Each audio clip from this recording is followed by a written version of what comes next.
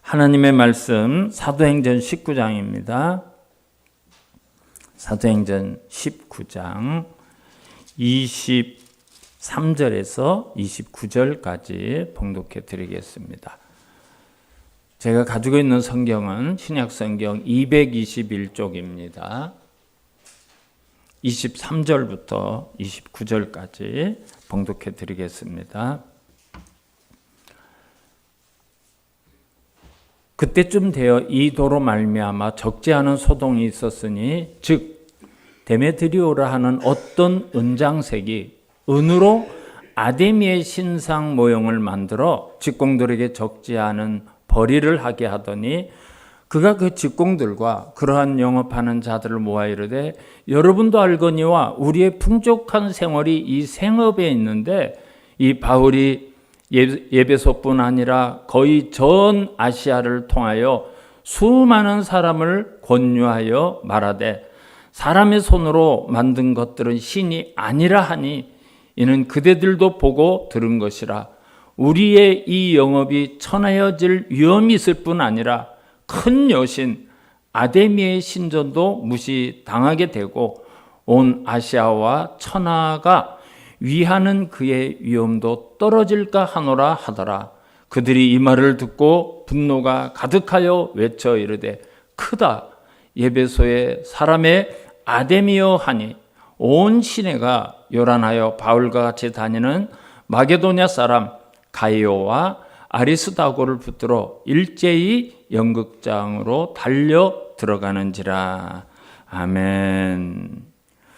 오늘 설교의 제목이 복음의 능력입니다. 우리가 예수 그리스도의 복음을 믿고 이 땅을 살아가는데 이 복음의 능력이 어떤 능력이 있는가, 우리에게 어떤 역사를 하는가, 우리가 그걸 잘 알지 못하고 살아갈 때가 많아요. 하나님의 말씀을 통해서 주신 이 예수 그리스도의 복음, 그게 우리에게 어떤 존재인가, 그걸 알지 못하고 살아가는 경우가 많이 있습니다. 오늘은 이제 사도 바울이 3차 전도 여행을 하면서 에베소에서 3년 동안의 복음을 전파하면서 이 복음이 어떤 능력이 나타났는가, 어떤 권세가 있는가, 어떤 힘이 있고 어떤 역사가 있는가, 이제 우리가 그거를 짧은 시간에 살펴볼 겁니다. 오늘 본문을 23절부터 제가 읽어드렸지만 사실은 이제 8절부터의 내용이에요. 그래서 이제 8절 앞에서부터 살펴보면서 이 복음이 우리에게 어떤 권세가 있고 능력이 있는지 생각해 보는 시간을 갖도록 하겠습니다. 바울이 이제 3차 전도 여행을 하기 위해서 예배소에 도착을 하니까 이미 복음을 전하고 있는 제자들이 있었어요. 아볼로의 제자들이었습니다. 아볼로는 설교를 신약시대에 가장 잘한 위대한 설교가라고 말씀을 드리고 또 알렉산드리아에서 성경을 연구한 그런 사람이었어요. 그래서 제자가 많이 있었어요. 그 제자들이 에베소에 다니면서 막 복음을 전해, 예수 그리스도의 복음을 전해. 바울이 그 복음을 가만히 듣고 보니까 정말 중요한 이 복음의 핵심이 빠져 있는 거예요. 핵심이 빠져 있는 거예요. 그래서 바울이 그 제자들에게 물었어요. 너희가 믿을 때 성령을 받았느냐? 그랬더니 성령이 뭐요? 우리는 성령에 대해서 들어보지도 못했습니다. 그러는 거예요. 그래서 바울이 그 아볼로의 제자들을 불러서 다시 예수 그리스도의 십자가의 복음을 전하게 돼요. 예수 그리스도께서 왜 이 땅에 오셨는지 그 제자들도 예수님이 이 땅에 오신 것까지는 알아요. 근데 그 후에 그분의 말씀에 어떤 능력이 있고 그분이 어떤 삶을 사셨고 그 다음에 성령이 오셔서 어떻게 역사하는지 이거는 전혀 모르고 있었던 거예요. 그래서 그들에게 다시 복음을 전하고 예수 이름으로 세례를 받는데 성령이 그 제자들에게 임하게 되면서 예배소에 놀라운 성령의 불길이 일어나게 됩니다. 마치 우리가 사도행전 앞에서 봤던 예루살렘에 오순절 성령 강림이 일어나고 제자들과 모든 성도들이 변화되어서 복음의 능력, 성령의 역사가 강력하게 일어났던 것처럼 에베소에서도 그런 성령의 역사가 일어나기를 시작하는 거예요. 바울이 이제 항상 어디를 가든지 유대인의 회당을 먼저 찾아갔죠. 이 에베소에서도 유대인들이 많이 있었기 때문에 회당을 찾아가서 3개월 동안을 복음을 전했는데 전혀 받아들이질 않는 거예요. 그래서 바울이 이제 회당을 끊고 두란노 서원이라는 곳에서 매일 복음을 전하기 시작했어요.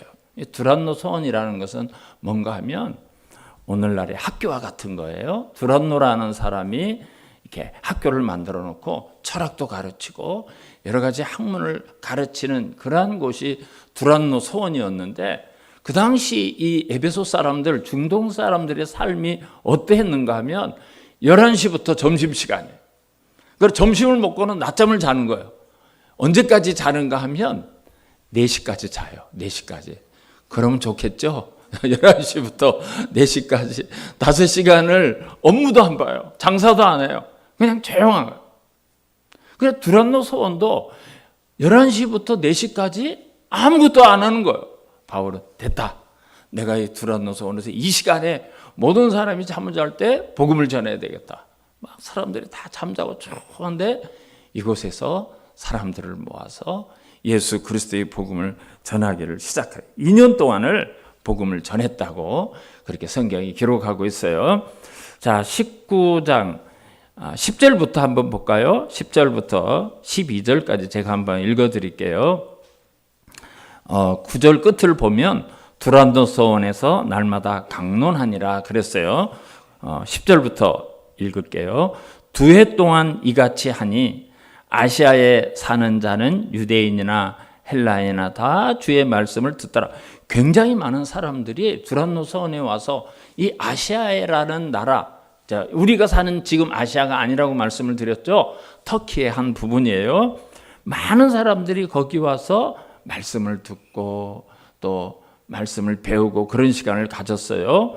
그것뿐만 아니라 11절, 하나님이 바울의 손으로 놀라운 능력을 행하게 하시니 심지어 사람들이 바울의 몸에서 손수건이나 앞치마를 가져다가 병든 사람에게 얹으면 그 병이 떠나고 악기도 나가더라. 정말 놀라운 일이 일어난 거예요. 여러분, 이 에베소는 우상의 도시예요. 우상. 얼마나 많아. 세상의 모든 우상들이 다 모여서 그리스, 로마, 애굽의 각종 우상들이 다 있을 뿐만 아니라 지금도 이 에베소를 발굴을 해놨어요. 한 10분의 1 정도를 발굴을 해놨는데 그 도시에 가면 온갖 주피터 신부터 헤라클라스부터 해가지고 로마의 황제들을 섬겼던 그 신상들, 이런 것이 한쪽에 그런 신전들이 다 모여 있는 것을 다 발굴이 이렇게 되어져 있습니다. 그리고 세계에서 가장 큰 신전, 아데미 신전이 에베소에 있었어요. 아데미 신전. 아데미라는 여신이에요. 이곳에 이제 아데미 여신을 조금 이따 또 이 아데미 신의 그 사진도 좀 제가 보내드릴게요. 그리고 재미있는 일이 여기서 몇 건이 일어나게 돼요. 정말 웃기는 일들이 일어나요. 13절을 한번 보겠습니다. 13절. 이에 돌아다니며 마술하는 어떤 유대인들이 시험 삼아 악귀 들린 자들에게 주 예수의 이름을 불러 말하되 내가 바울이 전파하는 예수를 의지하여 너희에게 명하노라 하더라. 이런 일이 일어난 거예요. 이게 무슨 얘기인가 하면 사도 바울이 3년을 에베소에 있으면서 예수 이름으로 귀신을 쫓아내고 병을 낫고 심지어 얼마나 성령께서 강력하게 역사를 하든지 바울이 사용했던 앞치마, 뭐 일할 때 썼던 그런 앞치마, 그리고 손수건을 환자에게 얹기만 해도 병이 낫는 그런 성령의 놀라운 역사가 막 강력하게 일어나고 있으니까요. 어떤 마술사가, 유대인 점쟁이가 그거를 가만히 지켜보고 있다가 자기도 막 흉내를 낸 거예요. 나사렛 예수 이름으로 명하니 귀신이 떠날지어다. 무슨 중풍병자가 떠날지어다. 이런 일이 한두 개가 아니고 막 다 따라했어요. 그게 여기 보면 오늘 13절을 보면 마술하는 어떤 유대인이 아니고 복수예요. 유대인들이 시험 삼아 이 말이 막 망령되게 이런 뜻이에요. 막 자기들도 그렇게 막 따라를 한 거. 바울이 하는 걸 보고 그런 일이 막 일어났어요.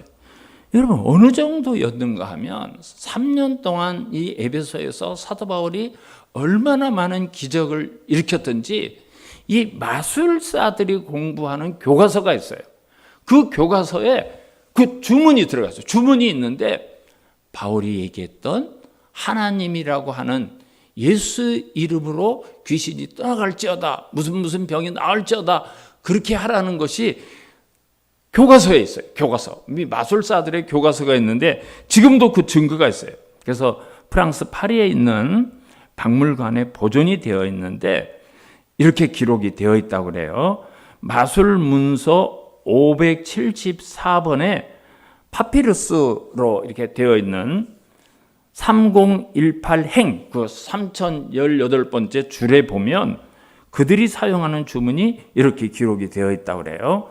내가 히브리인들의 하나님 예수의 이름으로 내게 엄히 명하노니 귀신이 나갈지어다, 무슨 병이 떠나갈지어다, 이렇게 하라고 교과서가 그렇게 되어 있어요. 그러니까 히브리인들이 믿는 하나님인 그 예수의 이름으로 이렇게 해라. 그러면 귀신이 떠나가고 병이 낫는다. 이게 그 점쟁이들, 마술사들의 교과서에 기록이 될 정도였어요. 그러니까 여러분, 사도 바울이 그때 복음을 전하는데 성령이 얼마나 강력하게 역사했는지를 알 수가 있죠. 그러니까 이런 사이비 점쟁이들, 우상 숭배자들이 다 예수도 믿지 않고 알지도 못하면서 사도 바울을 따라서 막 그렇게 했던 거예요. 또 14절에 보면 이런 일이 있어요. 14절을 한번 볼까요? 유대의 한 제사장 스게와의 7 아들도 이 일을 행하더니 15절 악기가 대답하여 이르되 내가 예수도 알고 바울도 알거니와 너희는 누구냐 하며 악기 들린 사람이 그들에게 뛰어올라 눌러이거니 그들이 상하여 벗은 몸으로 그 집에서 도망하는지라 그랬어요. 여기 유대인의 제사장이라고 했는데요. 이제 유대의 그 문헌을 연구하는 사람들이 이 스게와라는 사람이 어떤 사람인가 조사를 해봤더니 제사장이 아니었어요. 그러니까 유대인으로서 나는 유대의 제사장이다 사기를 친 거예요. 그러면서 에베소에서 그런 일을 아들 7명과 그런 일을 이제 우상으로 이렇게 장사를 해서 먹고 사는 사람인데 바울처럼 막 예수 이름으로 명하노니 귀신이 떠나갈지어다, 감기 몸살이 나을지어다, 뭐 무슨 병이 나을지어다, 막 이렇게 영업을 했던 사람이에요. 그래서 어느 날 이 가짜 제사장이 귀신 들린 사람을 붙들고 장사를 시작한 거예요. 그래서 그 사람을 붙들고 여기 나온 것처럼 예수 이름으로 귀신이 떠나갈지어다 이렇게 했더니 이 사기꾼을 귀신이 알아본 거예요. 그 사람 안에 있는 귀신이 뭐라고 얘기하는가 하면 내가 예수도 알고 바울도 알거니와 너는 누구냐? 너는 누구냐? 이러면서 막 이 귀신이 그 사람에게 덤벼들어서 벗은 몸으로 옷도 챙겨 입지 않고 도망갔다. 정말 귀신이 그 귀신 들리는 사람을 축사를 해보니까요. 끈질기게 안 나가더라고요. 끈질기게. 그래서 막 그 귀신이 어떤 때는 막 이상한 목소리를 내기도 하고 대답을 해요. 예수 이름으로 명하니 귀신 나갈지어다. 내가 곧 나갈 테니까 나 괴롭게 하지 말고 나 좀 놔두라. 막 이래요. 어떤 때는 귀신이 그러더라고요. 그래서 네가 당장 나가지 않으면 계속 너를 가만두지 않을 거다. 막 그렇게 이제 축사를 하면 버티다 못하면 나가는 경우가 있는데 귀신들이 그렇게 대답을 하더라고요. 귀신. 이 사람도 야 내가 예수도 알고 바울도 아는데 너는 누구야? 너는 누구야? 그 안에 있는 귀신이 그렇게 이야기해요. 그러니까 이런 일들이 에베소에서 막 일어나고 있는 거예요. 여러분 진짜 귀신은요 알아봐요. 진짜 귀신 알아봐요.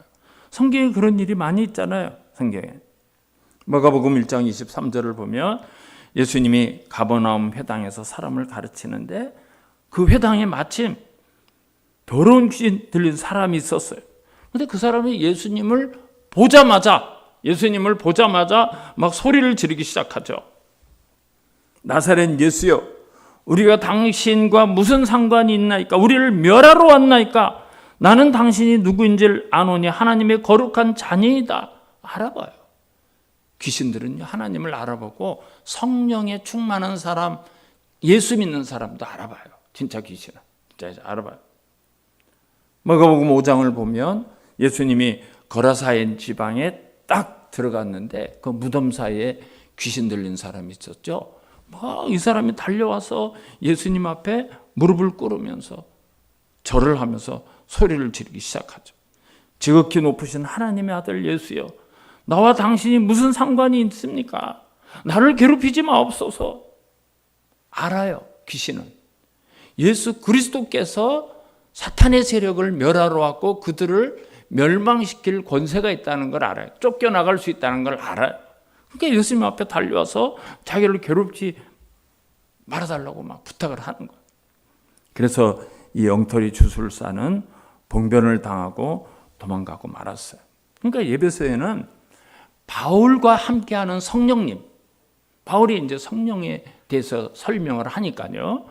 바울과 하는 성령님이 어떤 분인가를 알려지면서 자연히 예수님을 두려워하고 성령님을 두려워하는 일이 거기서 일어나게 된 거예요. 근데 여러분, 그것뿐만 아니에요. 신기한 일이 예배소에서 많이 있는데 믿는 성도들이 사도 바울을 통해서 성령이 역사를 하시는데 귀신을 쫓아내고 병을 고치고 막 그런 역사가 일어나는 것을 보고 지금까지는 예수를 믿기는 믿었지만 예수님을 잘 몰랐던 거예요. 그런데 이제 예수님을 두려워하면서 자기들의 은밀한 죄, 감춰진 죄를 고백하기 시작하는 일이 일어나요. 예수를 믿기는 믿었지만 복음을 듣고 예수를 믿는다고 했지만 여전히 옛 생활을 버리지 못하는 사람들이 있었던 거예요. 심지어 오늘 예배당에 나와서 예배를 드리고 다시 내일은 그런 우상 앞에 가서 무릎을 꿇고 우상에게 복을 빌고 우상에 절을 하고 그런 사람들이 있었던 거예요. 여러분, 지금도 그런 일이 있어요. 그런 일이. 전에 우리 교회에 다른 교회에서 안수 집사님을 하다 오신 분이 나왔어요. 그분은 자기 집안이 6.25 때 순교를 당한 그런 순교자의 집안이고 이런 걸 많이 자랑을 하시더라고요. 근데 한 번은 그 부인이 그래요. 목사님, 우리 남편 좀 혼 좀 내주세요. 그래. 왜, 무슨 일이 있습니까? 그랬더니 어디 가서 부적을 50만 원 주고 2개를 만들어 와가지고 하나는 속주머니에 넣고 하나는 벽에 밑에 넣고 그러고 잔대요. 그 부적을. 정말 기가 막힌 일이 있더라고요. 여러분, 이런 사람들이 있어요. 전에 우리 집사님 한 분이 다니는 회사 사장님이 장로님인데 회사가 어려워지니까 구술하더래요. 구술. 그런 사람들이 지금도 있어요. 지금도. 예수를 믿는다 하지만, 그래서 긴 직분까지 받았지만 정말 그렇게 우상을 숭배하고 다른 신앙의 모습을 가진 분들이 지금도 있어요. 예배소에서 그런 성령이 강력하게 역사하면서 성령의 능력이 나타나고 귀신이 쫓겨가고 귀신이 항복하고 막 온갖 병이 낫고 그런 역사를 보면서 엉터리 신앙생활을 하던 사람들이 두려움을 느낀 거예요. 아, 정말 하나님은 살아계시는구나. 예수 그리스도만이 진짜구나. 성령님이 이런 귀신과 잡다한 이런 우상과 근본부터 다르구나. 그거를 깨닫게 된 거예요. 그래가지고 교회에 나와서 사람들 앞에서 내가 우상 숭배를 했고 내가 이런 생활을 하고 이런 삶을 살았다고 고백하는 일이 일어났어요. 여러분, 그게 쉽지 않은 일이에요. 근데 막 그런 일이 이제 일어났어요. 그만큼 예배소에는 성령의 역사가 강력하게 일어나는 것을 보면서 하나님을 두려워하고 회개하는 마음을 가지게 되었던 거예요. 여러분, 성령님이, 우리가 예수를 믿는 순간 성령님이 우리 안에 오셔요. 우리 안에 임재를 하게 됩니다. 제일 먼저 하는 일은 나를 깨닫게 하셔요. 성령께서 나를. 내가 얼마나 부패한 인생인가, 내가 얼마나 하나님 앞에 연약한 존재인가. 내가 여전히 끊지 않는 이 죄를 끌어안고 살아갈 수밖에 없는 존재라는 것을 깨닫게 하는 거예요. 성령이 첫 번째 하시는 일이 그런 거예요. 죄를 지으면서 이게 죄라고 깨닫지 못하고 사는 경우가 매우 많아요, 성도들. 근데 우리 안에 성령이 찾아오면 그걸 먼저 깨닫게 하시는 거예요. 깨닫게. 그러나 거룩하신 성령님은 우리 안에 있는 죄의 모습이 다 드러나게 하셔요. 나에게도 저런 우상 숭배의 죄가 있는데, 내가 하나님 앞에 부끄러운 죄가 있는데, 심판받아야 될 죄가 있는데, 그리고 그 죄를 주님 앞에 고백하는 회개의 역사가 일어나게 돼요. 그래서 이렇게 주님 앞에 죄를 고백하고 성령의 인도함을 받는 성도들이 하나님과의 바른 관계를 맺기 시작했어요. 예배소에서 그런 변화가 일어나요. 그런데 여러분, 성령이 역사하는 시대는 교인들만 회개하는 게 아니에요. 교인들만 회개하는 게 아니에요. 사회가 변화가 돼요. 사회가. 영국의 종교개혁이 시작되었을 때 1907년 조선시대 평양에 이런 대부흥운동이 시작돼요. 말씀 사경회가 시작되고 성령의 역사가 일어날 때 그럼 사회가 변화되기 시작해요. 사회가. 술집이 문을 닫고 노름판이 사라지고 도박장이 사라지고 사회가 변화돼. 여기도 마찬가지예요. 우상과 귀신을 빙자해서 먹고 살았던 많은 우상 숭배자들, 점쟁이들, 마술사들, 이런 사람들이 변화되는 일이 일어났어요. 19절을 볼까요? 19절. 또 마술을 행하던 많은 사람이 그 책을 모아 가지고 와서 모든 사람 앞에서 불사르니 그 책값을 계산한 즉 은 5만이나 되더라 그랬어요. 마술을 하던 사람들이 야, 이거 내가 섬기는 이 우상, 이 신, 이거 전부 엉터리구나. 저 사람들이 믿는 예수, 그게 진짜 신이고 우리 신은 전부 가짜구나. 이거는 정말 허무한 거구나. 이거는 엉터리구나. 공개적으로 뉘우치는 일이 일어나는데 자기들이 마술에 관련된 책들, 뭐 사주팔자 보는 사람들도 보는 책들이 있더라고요. 뭐 이렇게 계산하고 보는 책이 있어요. 그런 책들을 다 가지고 와서 다 불태워버린 거예요. 여러분, 고대 시대의 책은 이런 종이로 된 책이 아니에요. 이때 2000년 전의 책은 이런 종이로 된 책이 아니에요. 파피루스, 갈대로 만든 책이거나 또는 양피지, 어린 송아지라든지 염소라든지 그런 양의 가죽을 잘 손을 봐서 거기다가 책을 이렇게 만들어요. 지금 책하고 비교할 수 없을 정도로 엄청나게 비싸요. 가죽 명품들 있죠. 가죽 명품, 뭐 구찌니, 뭐 페라가모, 뭐 이런 거 있지 않습니까? 그런 것들이 사실은 대부분이 터키에서 만들어진대요. 터키는 아주 오래전부터 이런 가죽 제품을 만들어 가지고 OEM으로 터키에서 만들어서 이태리로 가고 프랑스로 가고 그렇게 한다는 경우가 많다고 하더라고요. 그래서 제가 몇 년 전에 노회에서 이 아시아의 7교회를 갈 때 제가 갔다 왔지 않습니까? 어느 가죽 공방을 갔는데 페라가모를 만드는 공장이래요. 그래서 이게 혁띠 이렇게 돈 10,000원이면 사는데 얼마요? 물어봤더니 하나에 30만 원 뭐 이렇게 막 부르더라고요. 왔다. 가죽 잠바를 이렇게 보여주는데 가죽 잠바를 그 사람이 입었다가 벗어가지고 쭉 이렇게 그러니까 주머니에 들어가요. 이게 가죽 잠바 주머니에 들어가고 또 탁탁 펴서 입으니까 또 멋진 잠바가 되고 야, 돈 10만 원 하면 한번 사면 좋겠다. 그건 얼마입니까? 이건 싸게 해드려서 200만 원이에요 이러더라고요. 그 정도로 가죽 기술이 뛰어났어요. 이 터키 지방. 그러니까 이런 책들이 가죽으로 만든 책들이 엄청 많아요. 오늘 이 책값이 얼마라고 말하죠? 거기 불태워진 가격이 은 5만이나 되더라 그랬어요. 은전 하나가 그 당시 성인 남자의 하루 일당이에요. 그러니까 5만 명의 품삯이나 되는 것을 다 불태워버린 거예요. 다 불태워버렸어요. 점쟁이들이 누가 시키지도 않았는데 자기들이 이거는 가짜다, 이건 엉터리다, 이건 너무 허무한 거다, 이건 말도 안 돼, 이라고 그 사람들이 그렇게 했다는 거예요. 그리고 또 성령을 통해서 일어나는 역사가 있었어요. 역사. 20절을 한번 보겠습니다. 20절.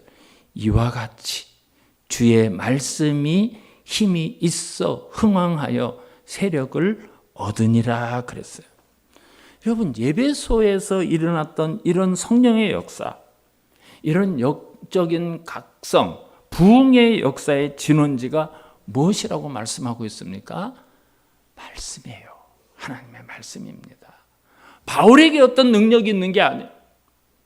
바울 자신이 어떤 특별한 사람이기 때문에 바울이 얘기하면 귀신이 떠나가고 뭐 병이 낫고 그 손수건이라도 되면 어떤 병이 낫고, 성령을 통해서 역사하는 성령님의 능력이 바울을 통해서 역사하시는 거예요. 그건 바울뿐만 아니라 모든 사람들에게도 동일해요. 하나님의 말씀이 가진 힘 때문에 회개의 운동이 일어나는 것이고, 온갖 미신과 우상들이 굴복하고 하나님을 경외하는 일이 일어나는 거예요. 말씀이 바르게 선포되고 하나님의 뜻대로 말씀이 선포되는 것보다 영적인 부흥뿐만 아니라 사회적으로, 도덕적으로 변화가 일어나는 거예요. 오늘날 이 강단의 말씀이 변질되기 시작하면 하나님의 능력이 나타나지 않아요. 그래서 복음의 능력은 말씀의 능력이라는 걸 아셔야 되고요. 말씀이 역사가 될 때 성령의 역사가 일어나는 거예요. 1907년 우리 조선의 이 영적 대각성 운동, 부흥이 일어날 때도 다른 거 없었어요. 일주일 내내 말씀 사경회가 계속돼요. 일주일 내내 모든 성도들이 말씀을 들으면서 회개 운동이 일어나고, 그 말씀을 듣는 가운데 성령이 역사하고, 그 말씀을 믿는 사람들을 통해서 가정이 변하고 사회가 변하고, 그런 역사가 일어나는 거예요. 하나님의 말씀은 성도가 변화할 수 있는 가장 강력한 능력이고, 교회가 세상을 이기고 사회를 변화시킬 수 있는 무기가 하나님의 말씀이라는 것을 알아야 돼요. 우리가 잘 아는 말씀 있잖아요. 디모데후서 3장 16절. 모든 성경은 하나님의 감동으로 된 것으로 어떻게 해요? 교훈과 책망과 바르게 함과 의로 교육하기에 유익하니 그랬어요. 세상의 것으로 하지 않고 하나님의 말씀으로 교훈이 전해지고 책망하고 의로 교육을 하게 될 때 하나님의 사람으로 온전하게 되며 모든 선한 일을 행할 능력을 갖추게 된다고 성경은 말씀하고 있어요. 히브리서에도 그 말씀이 있죠. 하나님 말씀은 살아있고 활력이 있어 좌우의 날선 어떤 검보다도 예리하여 혼과 영과 골수를 찔러 쪼개기까지 하며 또 마음의 생각과 뜻을 판단하나니 그랬어요. 말씀은 이런 능력이 있는 말씀. 말씀의 힘은 사탄의 세력을 굴복시키고 악한 자들의 거짓과 악한 계획을 무너뜨리는 능력이 말씀 안에 있어요. 그리고 참된 말씀이 선포될 때마다 하나님의 말씀은 더 큰 능력이 더해지는 것. 더해져. 그래서 에베소서 6장 17절을 보면 마귀를 대적할 때 뭘 가지라 하죠? 성령의 검을 가지래요. 근데 그 성령의 검이 뭐라고 말씀하죠? 하나님의 말씀이다 그래요. 우리 말씀으로, 예수님도 사탄이 유혹하고 사탄이 치고 들어올 때 뭘로 물리치시죠? 하나님의 말씀으로 물리치. 하나님의 말씀으로. 오늘 예배소에 하나님의 말씀이 지닌 강력한 힘과 능력이 성도를 변화시키고 사회를 변화시키는 모습을 생생하게 기록하고 있어요. 근데 여러분, 사탄은 이렇게 성도들이 변화되고 사회가 변화되고 세상이 막 그리스도의 복음에 충만하는 것을 절대 가만두지 않아요. 절대 가만두지 않아요. 제가 이 에베소는 아데미 여신의 근본지였다고 말씀을 드렸어요. 지금도 어마어마한 이 아데미 신전터가 남아있는데요. 세계 7대 불가사의 중에 하나예요. 이 에베소에 있는 아데미 신전. 어떻게 저렇게 크게 지을 수가 있느냐. 막 지금도 기둥이 남아있는 게 있어요. 그 돌들, 신전의 돌들 이런 게 남아있는데 어떻게 이렇게 큰 신전을 지을 수 있는지. 세계 7대 불가사의 중에 하나예요. 그 정도로 거대해요. 그런 곳이 에베소예요. 이 아데미 신은 세상에 있는 모든 여신들의 어머니라고 그들이 주장하고 믿어요. 세상에 있는 모든 여신의 어머니예요. 그리고 사람들에게 풍요를 주고 다산, 양을 키우는 사람은 양이 새끼가 많아지고 소를 키우는 사람은 소의 새끼가 많게 하는 그런 신이라고 해요. 신이 어떻게 생겼는가 한번 우리 보겠어요. 아데미 신 한번 사진을 보시기 한번 바랍니다. 이게 이제 사람의 모양을 하고요. 아데미 그 여신의 모습인데 이렇게 동글동글한 게 많이 달렸죠. 저게 가슴이에요. 여자들의 가슴. 그래가지고 얼마나 유치하고 해게 망측합니까? 저렇게 막 가슴이 많아가지고 젖을 많이 주고 풍성하게 하고 많은 것을 준다. 저런 걸 만들어 놓고 세계에서 가장 큰 신전을 만들어 놓고 그걸 섬기고 있어요. 이 아데미 여신의 본산지가 바로 에베소예요. 예, 됐습니다. 잠깐 보여주시면 됐어요. 그런데 이 에베소에는 세계의 그 아데미 신을 섬기는 사람들이 모여드니까 어떤 장사꾼들이 있었는가 하면 방금 우리가 본 사진을 은으로 만들어 가지고 이걸 파는 거예요. 그럼 이걸 가져가서 집에다 자기들 신앙으로 모셔다 놓고 거기다 빌고 거기다 제사를 드리고 거기에다가 축복을 요구하는 그런 장사꾼들이 아데미에는 가득했던 거예요. 우리가 어떤 관광지로 가면 그 막 입구부터 쭉 관광 상품 거기에 관련된 걸 팔지 않습니까? 그런 것처럼 에베소에는 이 아데미 여신으로 먹고 사는 사람들이 굉장히 많았던 거예요. 근데 사도 바울이 매일 두란노 소원에서 사람이 만든 것이 무슨 신이냐? 사람이 깎아 만든 것이 그게 무슨 우리에게 능력이 되고 도움이 되고 그게 어째서 신이냐? 날마다 그런 이야기를 하고 이 소문이 아시아 전체로 다 퍼졌다고 그랬어요. 오늘 본문 26절을 한번 보겠습니다. 이 아데미 신상을 만들어 파는 사람들이 모여서 회의를 한 거예요. 조합원들이. 그래서 26절에 뭐라고 말해요?